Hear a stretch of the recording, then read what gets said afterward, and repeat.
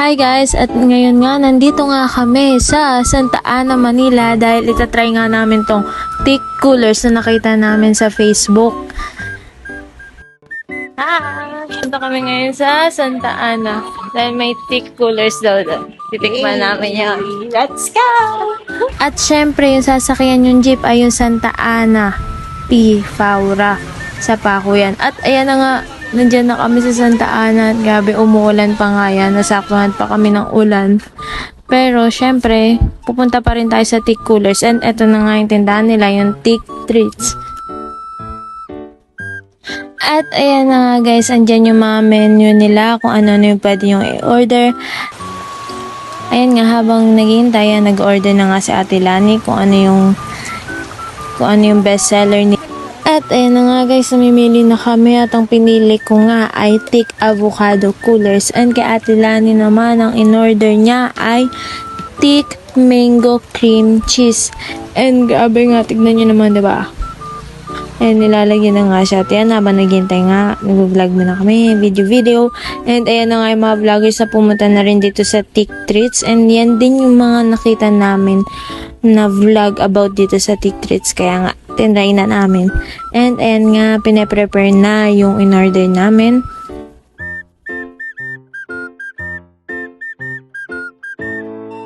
Tapat nga pala siya ng Santa Ana Elementary School. Sa mga gustong pumunta, ayan guys, yung Santa Ana Elementary School. And ito naman yung Thick Treats. At habang ang ginagawa, binidyohan ko muna. Tignan nyo guys, diba? Sobrang dami ng nilagay ni ate. And grabe, ang generous talaga nilalagay nila. At lalo na yung mango cream cheese. At ayan na nga guys, yung in-order namin. Grabe, diba? Sobrang laki.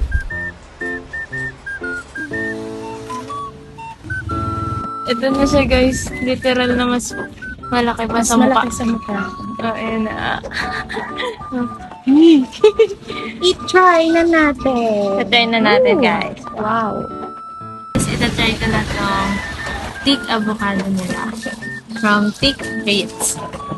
Ito yung spoon nila. Gabi guys, over. Ito yung boba cup nila.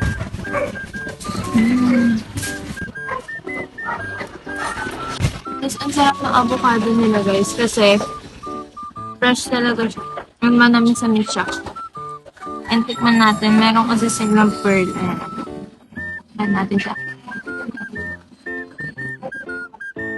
Ang lambot ng tapioca nila. Haluin ko muna siya guys.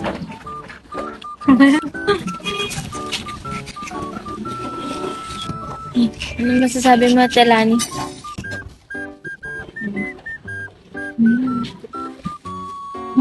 Sarap.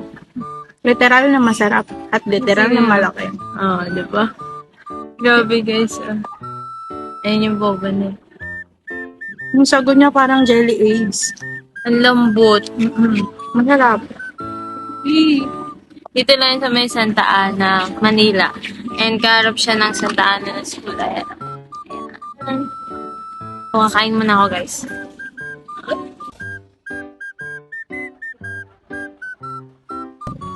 Guys, nag-food trip talaga kami. Ayan na. May naman takoyaki. Tapos, Lasang binabalik-balikan. Sana all binabalik. hindi ganun. Ayan guys, sige. Ubusin na namin to. Fighting. Wow.